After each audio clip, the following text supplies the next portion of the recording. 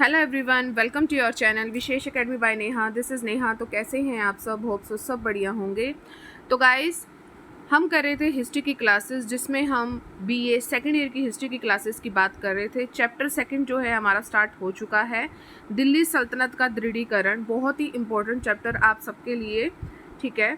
और इसका जो है आज रहेगा पार्ट 4। इससे पहले के पार्ट्स जो हैं प्लेलिस्ट आपके लिए बनी हुई है, तो प्लेलिस्ट पर आप विजिट कीजिए अगर आप चैनल से आज नहीं जुड़े हैं। तो चलिए वीडियो को स्टार्ट करते हैं। दिल्ली सल्तनत का दृढ़ीकरण। देखिए, पार्ट 1 में मैंने आपको इतना करवा दिया था। जलालुद्दीन फिरोज खिलजी, खिलजी वंश भी हमने इसमें स्टार्ट किया था, ठीक है।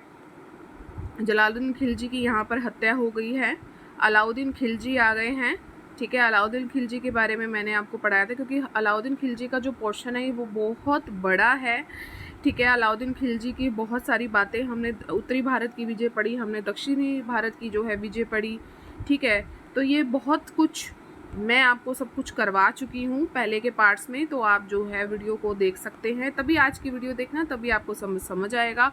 आज हम बात करेंगे अलाउद्दीन के आर्थिक सुधारों की, कि कैसे जो है अलाउद्दीन ने अपने शासन में, अपने जो है साम्राज्य में बहुत अच्छा आर्थिक सुधार किया था। तो अलाउद्दीन खिलजी को मध्यकालीन भारत का जो है महान अर्थशास्त्री कहा जाता है, क्योंकि उसने बहुत अच्छे काम किए हैं। जैसे कि एक और उसने अमीर हिंदुओं और मुसलमान सरदारों को लूटा, वहीं दूसरी ओर जो उसके अधिकारी थे और जो उसके कर्मचारी थे, उन सब के इसने क्या किए, इन सब के इन्होंने क्या कर दिए कि वेतन को बढ़ा दिया। तो क्या हुआ कि उसने जो है वस्तुओं के जो दाम थे बिल्कुल उनमें भारी कमी कर दी, ठीक है। जो वस्तुओं के जो दाम थे आसमान को छू रहे थे, तो उससे क्या करा कि आम जनता को राहत होने लगी। वस्तुओं के दाम उन्होंने बिल्कुल जो है बिल्कुल कम कर दिए, और जितने भी आर्थिक सुधार हो रहे थे वो जनता के लिए ही नहीं थे, केवल अधिकारियों तथा सैनिकों के लिए भी थे, ठीक है। और अलाउद्दीन खिलजी ने आर्थिक सुधारों का उद्देश्य आम जनता के जीवन को सुखमय बताना था, तो ये उनका एक प्रमुख उद्देश्य था। और ये भी जानता था कि आर्थिक सुधार राजधानी में ही लागू किए थे। जो अलाउद्दीन है उसने ये काम किया था कि जितने भी उसने सुधार किए थे तो वो इसने अपनी राजधानी में ही किए थे। अलाउद्दीन ने मंगोलों के आक्रमणों से जो है साम्राज्य को सुरक्षा भी दी, और उसके लिए क्या किया, उसने एक विशाल सेना को गठित किया। सैनिकों को उस समय अधिक वेतन नहीं दिया जाता था, तो सुल्तान राजकोष पर भार डालने बिना उसने क्या किया, जो भी आपकी दिन प्रतिदिन की जो वस्तुएं होती थी उसकी उसने क्या कर दी, कीमतें घटा दी। और इतना कम कर देना चाहता था कि जिस तरह जो सैनिकों के लिए वो थोड़े बहुत जो है वेतन को इकट्ठा कर सके और वो जीवन निर्वाह अच्छे से कर सके, ठीक है। सबसे पहले उसने क्या किया, अलाउद्दीन ने सबसे पहले उसने भाव निश्चित कर दिए। जो भी खाने पीने की चीज़ें हैं, वस्त्र हैं, कीमती वस्तुएं हैं, या कुछ भी है जो आपकी बुक में लिखा हुआ है, उन सभी पे उसने क्या किया, एक जो है उन सब का भाव निश्चित कर दिया कि ये इतने का ही मिलेगा, इससे ज़्यादा नहीं मिलेगा, ठीक है। तो ये सब आपकी बुक में दिया हुआ है। वस्तुओं की प्राप्ति की जो है उचित व्यवस्था कर दी। किस तरह करी उसने कि मूल्य निश्चित किए, बल्कि उनकी प्राप्ति का भी proper arrangement of supply of goods, मतलब कि उसकी प्राप्ति का भी उचित प्रबंध किया। उसके लिए उसने क्या किया, दिल्ली में अलाउद्दीन खिलजी ने क्या किया, गोदाम बनवाए। तो गोदाम किस लिए होते थे, गोदाम होते थे चीज़ों को सुरक्षित करने के लिए। तो गोदामों में उसने जो है सुरक्षित भंडार रखे, ठीक है। और कोई भी किसान कैसे कर सकता था, किसान जो है दिल्ली के 100 कोस के अंदर अपने पास 10 मन से अधिक अनाज नहीं रख सकेगा। यानी कि जो 100 कोस है ये जगह जैसे हम इसको नापते हैं, ठीक है। तो 100 कोस के अंदर ही आप 10 मन उस समय उनकी करेंसी थी, तो 10 मन से जो है अधिक आप अनाज को नहीं रख सकोगे। किसानों के अतिरिक्त अनाज व्यापारियों को बेचना पड़ता था, तो सुल्तान ने किसानों को भूमि कर भी अनाज के रूप में ही चुकाने का आदेश दे दिया, ठीक है। नेक्स्ट है वस्तुओं को इकट्ठा करने का प्रबंध भी इसमें किया, कि अलाउद्दीन खिलजी ने सोचा कि वस्तुओं को जब आप एक स्थान से दूसरे स्थान पर ले जाने और लाने के लिए अनेक मुल्तानी सौदागर और बंजारे इसने नियुक्त कर दिए कि आप एक स्थान से दूसरे स्थान पर जो है चीज़ों को ले जा सकते हो। इन बंजारों और सौदागरों को अपना शहना के पास सरकारी रजिस्ट्रों में दर्ज करवाना पड़ता था कि जो भी चीज़ आप ला रहे हो और ले जा रहे हो, ठीक है। तो वहाँ पर रजिस्टर पड़े होते थे, तो वहाँ पर दर्ज करवाना पड़ता था कि कितनी चीज़ आई है और कितनी चीज़ नहीं आई है। तो दिल्ली के 100 कोस के भीतर ही किसानों से सरकारी भाव पर जो है अनाज खरीदते थे और राजधानी में इसको निश्चित मूल्य पर ही बेचते थे। आप इससे ज़्यादा जो है अपना जो है पैसे वसूल नहीं कर सकते हो। इसकी राशन प्रणाली भी बहुत अच्छी थी कि उसमें ये क्या था कि आम दिनों में तो लोग दुकानों से अनाज खरीद सकते थे, लेकिन अगर आपके जो है अकाल पड़ गया है, सूखा पड़ गया है, तो देश में अगर अनाज की कमी पड़ जाती थी तो राशन प्रणाली जो है आरंभ कर दी जाती थी। लाइसेंस प्राप्त जो दुकानदार होते थे उनको सरकारी गोदामों से अनाज दिया जाता था और आगे राशन प्रणाली के अंतर्गत लोगों में वितरित करते थे। तो ये चीज़ें भी इसने बहुत अच्छे से मैनेज करी। नेक्स्ट है, इसने मंडियों का बहुत अच्छे से प्रबंध किया है कि आसानी से जो अगर वस्तुएं प्राप्त हो जाए तो विभिन्न इसने मंडियों की व्यवस्था करी है।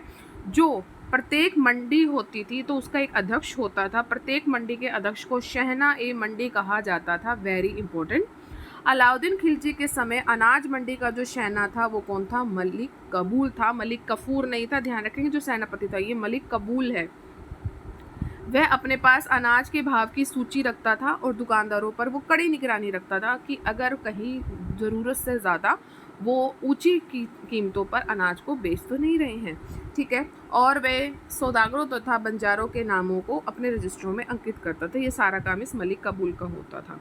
उसका कार्य जो बड़ा चुनौती भरा होता था कि सुल्तान थोड़ी सी चूक होने पर भी इसको जो है कठोर दंड दे देता था। एक बार शहना ने सुल्तान को सलाह दे दी कि गेहूं का भाव जो है 1.5 जीतल मन जो है बढ़ा दे, तो इस पर सुल्तानों से 20 कोड़े लगवाए थे। तो आप एक बार सोच सकते हो कि भाई कैसा था अलाउद्दीन खिलजी, ठीक है। शाही गोदामों की देखभाल करना, व्यापारियों का पंजीकरण करना, माप तोल के उपकरणों का निरीक्षण करना, ये सब इन सबके काम थे। दीवान ए रियासत नामक विभाग के जो मंत्री का जो है नायब ए दीवान ए रियासत कहा जाता था। वेरी इंपॉर्टेंट, ठीक है। उसकी सहायता के लिए शहना ए मंडी होता था, बुरीद होता था और अन्य कर्मचारी भी होते थे। और अलाउद्दीन खिलजी अपने टाइम में अगर कोई आप चीज़ गलत कर रहे हो तो सब चीज़ों के लिए आपको कठोर दंड भी देता था। आर्थिक सुधारों की सफलता के क्या कारण थे कि उसकी जो नीति थी ना बहुत पावरफुल थी, बेहद सफल हुई है। आप देख भी पा रहे होगे कि अगर किसी चीज़ के आपके भाव निश्चित हो गए हैं तो आप उसमें बहुत अच्छे से बचत कर सकते हो, ठीक है। और जब अकाल का समय आया तो उसने फिर राशन व्यवस्था भी शुरू कर दी, ठीक है। दीवान रियासत का या कोई भी अगर भ्रष्टाचारी हो गया व्यक्ति तो उसको कोड़े भी पड़ रहे हैं, ठीक है। सुल्तान स्वयं इस प्रणाली का निरीक्षण भी करता था। तो बहुत बहुत कड़ा उसने नियंत्रण रख रखा था। सरकारी कर्मचारियों को भी उसने अनेक जो है अधिकार दे देते जिससे भ्रष्टाचार पर अंकुश लगा दो कि उनको आप पहले से ही सारे के सारे अधिकार दे दो तो उनके मन में जो है लालच आएगा ही नहीं। सड़कों की भी बहुत अच्छे से व्यवस्था उसने करी। कुल उपज का जो किसानों की जो कुल उपज होती थी उसका लगभग आधा भाग जो है भूमि उस पर कर लिया जाता था। तो सरकारी जो गोदाम थे वो अनाजों से भरे रहते थे। अब लाभ भी देख लो, लाभ कैसे होंगे कि अलाउद्दीन बिना अधिक खर्च की एक विशाल सेना भर्ती करने में सफल रहा क्योंकि उसको उसके लिए वेतन का एक साधन मिल गया था। दुकानदार भी और जो व्यापारी थे कि सभी की सभी ईमानदार बन गए थे। लोगों का जीवन बहुत ज़्यादा सुखमयी हो गया था और सिर्फ उपज का वो 1/2 यानी कि आधा भूमि कर के रूप में लेता था, ठीक है। और प्रतिष्ठा में भी इसकी बहुत ज़्यादा वृद्धि हुई। हानियाँ किस तरह हुई हैं कि अलाउद्दीन का सिर्फ जो मेन मोटिव था वो ये था कि सैनिकों के जीवन को सुखी बनाना था। उसको आम जनता से कोई भी लेना देना नहीं था। तो सारा सुख सिर्फ सैनिकों को ही मिला, ठीक है। तो वेतन कम थे, वस्तुएं सस्ती थी। सबसे बड़ी इसमें टंका कहाँ से आए? तो वस्तुएं जिससे खरीदी जा सके, जो उनकी वहाँ समय टंका चलती थी, जहाँ आज हमारे रुपए हैं, तो टंका कहाँ से लाए? तो ये आम जनता के लिए बहुत बड़ी समस्या थी, ठीक है। जो अलाउद्दीन था, जो उसकी सोच थी वो सिर्फ और सिर्फ थी दिल्ली और आसपास के क्षेत्रों तक ही वो सुधार चाहता था। राजधानी को छोड़कर अन्य स्थानों पर उसकी नई वस्तुएं जो वस्तुएं मिलती थी वो दुगनी कीमत पर मिलती थी। बहुत बड़ी बात है।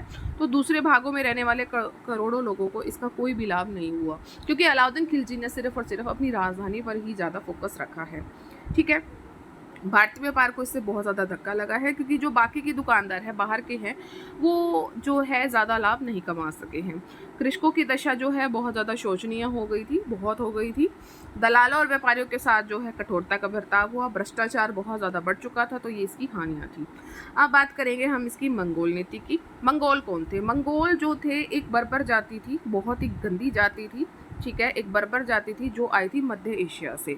ये काम क्या करते थे, जो भी लोग इनके सामने आते थे तो उनकी ये क्या करते थे, उनकी ये हत्या कर देते थे। उन बहुत ज़्यादा गंदा आतंक फैला रखा था, ठीक है।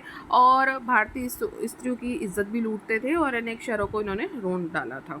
हमारे भारत में जो पहला आक्रमण हुआ था मंगोलों का, वो हुआ था इल्तुतमिश के टाइम पीरियड में। मैंने आपको इल्तुतमिश पढ़ाया है। तो मंगोलों ने इल्तुतमिश के समय 1221 में, ये आप सन याद रखोगे, बहुत इंपॉर्टेंट है, 1221 में पहला आक्रमण किया था मंगोलों ने। तो अलाउद्दीन के समय, जैसे जैसे अलाउद्दीन का टाइम हुआ तो उसके बाद जो है इनके आक्रमण बहुत ज़्यादा बढ़ गए। तो मंगोल जो है दिल्ली की पराजय का बदला लेना चाहते थे। तो इस समय जब अलाउद्दीन का टाइम पीरियड चल रहा है, तो मंगोलों का शासक जो था वो था दाऊद खां, जो बहुत महत्वाकांक्षी व्यक्ति था। अलाउद्दीन के शासनकाल में लोगों ने सल्दी, कुतलुग ख्वाजा, अली बेग, कुबूक, इकबाल खान के नेतृत्व में भारत पर इसने 6 बार जो है आक्रमण किए। दिल्ली सल्तनत के लिए बहुत ज़्यादा एक खतरा बन गए थे। तो अलाउद्दीन ने क्या किया, उन्हें बुरी तरह से क्या कर दिया, परास्त कर दिया। सुल्तान ने उलुग खां, जफर खां, गाजी तुगलक सेनापतियों को जो है मंगोलों के विरुद्ध क्या कर दिया, सेनापति बनाकर भेजा और मंगोलों को हिंदुस्तान से जो है खदेड़ दिया। अब ये चीज़ आप याद रखोगे किसको भेजा है। एक तो सबसे पहले इसने भेजा है उलुग खां को, नाम ध्यान रखेंगे क्योंकि इंपॉर्टेंट है ये। उलुग खां को भेजा, फिर इसने भेजा जफर खां को, किसने, अलाउद्दीन ने, और गाजी तुगलक को देखिए, उलुग खां, जफर खां और गाजी तुगलक। तो ये आप जो है नाम ध्यान रखेंगे क्योंकि इनको भेजा था और मंगोलों से हमारी जो है सुरक्षा करवाई थी हमारे भारत को, ठीक है। सुल्तान ने सीमांत प्रांतों के सभी पुराने किलों की मरम्मत भी करवाई है, नए किलों का निर्माण भी करवाया है। अब बात करेंगे हम कि अलाउद्दीन का मूल्यांकन। देखो आपने अब सारा अलाउद्दीन खिलजी पढ़ लिया है। टाइम पीरियड कब से कब तक है, 1296 से 1316, ठीक है। तो इसने क्या क्या काम किए हैं, इसने सबसे पहले उत्तरी अभियान किए, वो हमने पढ़े, उन सबको जीता था इसने। ध्यान, अगर आप देख रहे हो मेरी वीडियो, नेक्स्ट इसने करे दक्षिण अभियान करे। अभी आपने इसकी आर्थिक नीति भी बहुत अच्छे से पढ़ी है। तो ये सारे काम जो है किसने करे हैं, अलाउद्दीन खिलजी ने करे हैं। चतुर कूटनीतिज्ञ था, दक्षिण भारत के जीते हुए राज्य उन राज्यों को वापस लौटा दिए, फिर उनसे टैक्स भी लेना उसने स्वीकार कर दिया, ठीक है। और मंगोलों के आक्रमण से भरा हुआ था, तो उसने अपनी कुशलता से बाहर जो है खदेड़ा भी सही मंगोलों को, ठीक है। तो ये सारे काम इसने अलाउद्दीन खिलजी ने किए हैं। प्रशासनिक जो इसके क्षेत्र है उसमें भी इसने बहुत सारे काम किए हैं। इसने अपने प्रशासन को कैसे बांटा हुआ था, प्रशासन को इसने केंद्र प्रांतों में और स्थानीय में जो है इसमें इस चीज़ को बांटा हुआ था। और इन सब के लिए इसने क्या रखे हुए थे, इसने योग्य अधिकारी भी रखे। तो ये नहीं है कि किसी को भी बुलाया और कहा कि आप प्रशासन को चलाओ, तो यहाँ पर इसके लिए वे जो है योग्य अधिकारी रखे हुए हैं, ठीक है। और इसने अपनी जनता को प्रसन्न करने के लिए जो है क्या काम किए हैं, अनेक आर्थिक सुधार किए हैं, वो हमने पढ़ लिए हैं। भू राजस्व नीति इसने लागू करी, ठीक है। कुछ मानते हैं कि भाई क्रूर सुल्तान था, इसने क्या करा था, इसने अपने चाचा जलालुद्दीन को बेरहमी से मार डाला था, ठीक है। कभी कभी तो वो शरीर से कटवा भी लेता था, कम तोलने पर उसका मांस काट, मतलब इसने क्रूरता भी कहीं ना कहीं दिखाई है, लेकिन अच्छे काम भी किए हैं। तो ये इनका जो है मूल्यांकन है। अब बात करेंगे हम खिलजी वंश का पतन कैसे हुआ। 2 जनवरी, डेट याद रखेंगे, 2 जनवरी 1316 को अलाउद्दीन खिलजी की मृत्यु हो गई। और इसके बाद जो उसका सेनापति था मलिक काफूर, उसने जो है इसके छोटे बेटे को, जो था 6 साल का, उसको, जिसका नाम था शिहाबुद्दीन उम्र को दिल्ली की गद्दी पर बिठा दिया था और कर दिया सुल्तान घोषित, और उसका संरक्षक बन गया क्योंकि 6 साल के बच्चे को इतना ज्ञान नहीं था।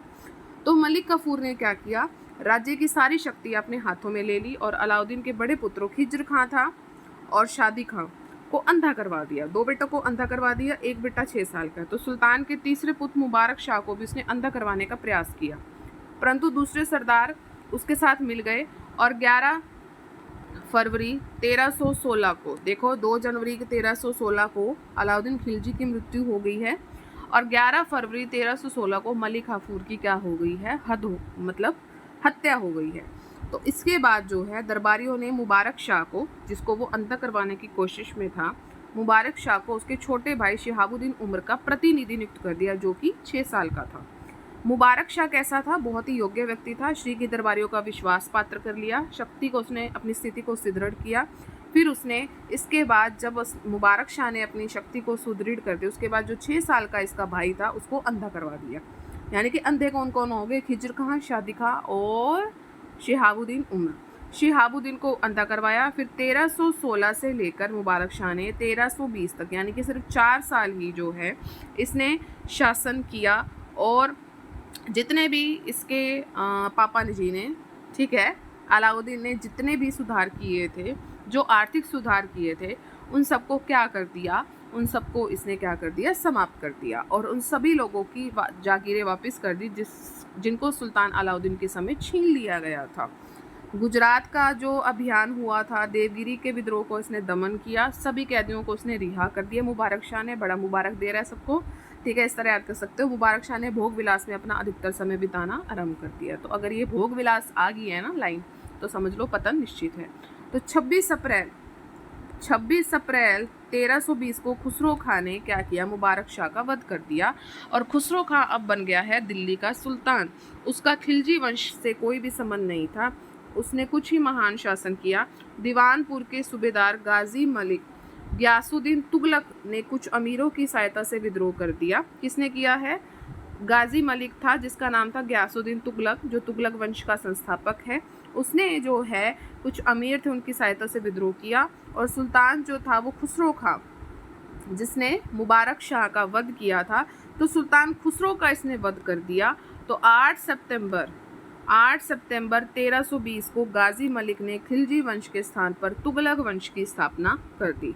देखो यहाँ पर आप एक चीज़ देखो, याद करना थोड़ा इजी हो जाता है। 2 जनवरी 1316 अलाउद्दीन खिलजी की डेथ हो गई, 1316 की बात है। इसके बाद 11 फरवरी 1316 इसमें मलिक काफूर की डेथ हो गई है, ठीक है, इसका जो है हत्या करवा दी। 1316 से 1320 4 साल किसने करे? मुबारक शाह ने करे। मुबारक शाह के बाद जो है मुबारक शाह का भी वध हुआ 1320 में। 1320 में जो है मुबारक शाह का हुआ। मुबारक शाह का वध किसने किया है? खुसरो शाह ने, ठीक है। 8 सितंबर 1320 डायरेक्ट 1320 पर आ गया। अब खुसरो शाह का वध कर दिया गाजी मलिक गयासुद्दीन तुगलक ने। तो ये क्रम है जो आपको याद रखना है, क्योंकि अलाउद्दीन खिलजी के बाद ही जो है ये क्रम बदल जाता है। क्योंकि देखो 2 जनवरी 1316 है और फिर इसके बाद 11 फरवरी 1316, क्योंकि 2 जो है यही जो व्यक्ति हैं जो बहुत ज़्यादा इम्पोर्टेंट थे, ठीक है। तो इसके बाद जो है स्थिति बदल जाती है। अब आ जाता है आपका अगला जो वंश है वो है तुगलक वंश। कब हुआ पतन? 1320 में। आपको मैंने अभी रिवाइज करवाया है। गयासुद्दीन तुगलक ने भारत में तुगलक वंश की स्थापना की। इसने कितने वर्ष शासन किया है? 5 साल तक किया है, यानी 1320 से 1325 में दिल्ली का ये सुल्तान पड़ा, ठीक है। बहुत ही पढ़ा लिखा विद्वान था, नई नई योजनाएं बनाने का इसको शौक था गयासुद्दीन तुगलक को। दिल्ली सल्तनत का दूर दूर तक इसने विस्तार किया। बहुत ज़्यादा इसने अपने राजधानी में परिवर्तन किए। सांकेतिक मुद्रा, वेरी इंपॉर्टेंट, सांकेतिक मुद्रा का प्रचलन जो है गयासुद्दीन तुगलक ने किया है। कृषि के क्षेत्र में भी इसने बहुत ज़्यादा सुधार किए हैं, लेकिन कह सकते हो कि एक टाइम के बाद ये असफल हो गई है। कुछ इतिहासकार जो हैं गयासुद्दीन तुगलक को किस नाम से जानते हैं? पागल सुल्तान कहते हैं, शिक्षित मूर्ख कहते हैं, ये कुछ उसको उपाधियाँ दी हैं। फिरोज़ तुगलक, वेरी इंपॉर्टेंट, फिरोज़ तुगलक इस वंश का सबसे अंतिम शक्तिशाली शासक था। अगर इसके टाइम पीरियड की बात करें तो 1351 से 1388 बहुत ही प्रशासनिक इसने सुधार की है, ठीक है। और इसने हिंदुओं के साथ अच्छा व्यवहार नहीं किया, विदेश नीति इसकी असफल रही है, ठीक है। तो अगर हम बात करें दिल्ली सल्तनत के पतन में महत्वपूर्ण सबने भूमिका निभाई है। इसके बाद 6 जो हैं उत्तराधिकारी, उन्होंने दिल्ली सल्तनत पर जो है शासन किया। सभी के सभी जो हैं अयोग्य निकले हैं। दिल्ली सल्तनत का जो है इसमें पतन हो गया। अमीर खुसरो की तुगलकनामा, जियामुद्दीन बर्नी की फुतुहात फिरोजशाही, ये सब की सब आपकी बुक्स हैं, वेरी इंपॉर्टेंट। अमीर खुसरो की क्या नाम है? तुगलकनामा है। जियामुद्दीन बर्नी की कौन सी है? फुतुहात ए फिरोजशाही। शम्स अफीफ की है तारीख ए फिरोजशाही। 2-3 ही इसमें आप याद कर लेना, एक तो बर्नी की याद कर लेना, बर्नी की है तारीख ए फिरोजशाही। इब्न बतूता ये जो है विदेशी हमारे भारत में आया था। रहेला के नाम से जो इसकी बुक है बहुत ही इंपॉर्टेंट है कि ये आपको सोर्स बता रहे हैं कि कहाँ कहाँ से हमें तुगलक वंश की जानकारी मिलती है। तो इब्न बतूता का आप ध्यान रख लेना, बर्नी का आप देख लेना, तैमूर की आत्मकथा से आप जो जान सकते हो तुगलक वंश की, इसके कुछ हमें सिक्के मिले हैं, भवन मिले हैं, इन सब से जो है हमें महत्वपूर्ण जानकारी मिलती है। डिटेल में पढ़ते हैं थोड़ा गयासुद्दीन तुगलक को। तुगलक वंश का एक संस्थापक था, नाम था इसका बचपन का गाजी मलिक, साधारण परिवार से था। उसका पिता एक तुर्क था जो कि बलबन का दास था। बलबन ध्यान करें, बलबन मैंने आपको पढ़ाया था, कमेंट सेक्शन में बताना कि बलबन कब पढ़ाया था मैंने आपको, मतलब कि कौन सी स्टार्टिंग में पढ़ाया था। ठीक है, इसने एक जो है चालीसा करा था। चलो आप इसका आंसर दे रहा कमेंट सेक्शन में, इसने एक चालीसा संगठित किया था, उस चालीसा का क्या नाम था पूरा बताना। ठीक है, उसकी माता लाहौर के एक हिंदू जाट परिवार से संबंध रखती थी और वे एक सैनिक के पद पर भर्ती हुआ था। 1305 में सुल्तान अलाउद्दीन खिलजी के शासनकाल में ये जो गयासुद्दीन तुगलक था वहाँ पर एक सूबेदार बना था, पंजाब का ये सूबेदार बना था। उत्तर पश्चिमी सीमा प्रांत को मंगोलों के आक्रमण से इसने बचाया है। जो उत्तर पश्चिम का जो था सीमा प्रांत था, तो वहाँ से जो है इस गयासुद्दीन तुगलक ने क्या किया है, मंगोलों के आक्रमण से हमारे भारत को बचाया है। उस समय के प्रतिष्ठित अमीरों में से एक ये माना जाता था। ये एक धार्मिक विचारों का एक ऐसा था, एक कट्टर सुन्नी मुसलमान था और अलाउद्दीन के उत्तराधिकारी मुबारक शाह का इसने पूरा साथ दिया था। मुबारक शाह जिसके बारे में हमने अभी अभी पढ़ा है। परंतु जब खुसरो शाह ने मुबारक शाह क्या कर दिया था, वध कर दिया था, तो गाजी तुगलक इसे सहन नहीं कर सका, तो उसने अपने पुत्र जूना खां के साथ मिलकर दिल्ली पर अटैक किया और खुसरो शाह को पराजित कर उसको मौत के घाट उतार दिया और 8 सितंबर 1320 को दिल्ली का सुल्तान घोषित कर दिया। और उसके जब इसने सिंहासन ग्रहण कर लिया तो उसने गयासुद्दीन की उपाधि धारण की। बाकी हम कल करेंगे गयासुद्दीन की विजय। ठीक है, आगे हम इसको कंटिन्यू करेंगे। तो कैसा लगा आज का सेशन, उम्मीद है बढ़िया लगा होगा। अगर आपको अच्छा लगा है तो प्लीज़ आप सभी अब क्या करेंगे, लाइक ज़रूर करेंगे, शेयर आप मैक्सिमम करें। जितने भी आपके एजुकेशनल ग्रुप हैं, सब्सक्राइब का रेड बटन उसे ज़रूर प्रेस करें, ऑल पर ज़रूर क्लिक करें ताकि चैनल पर जितनी भी वीडियोस आएँ उसकी नोटिफिकेशन आपको टाइम टू टाइम मिलती रहे।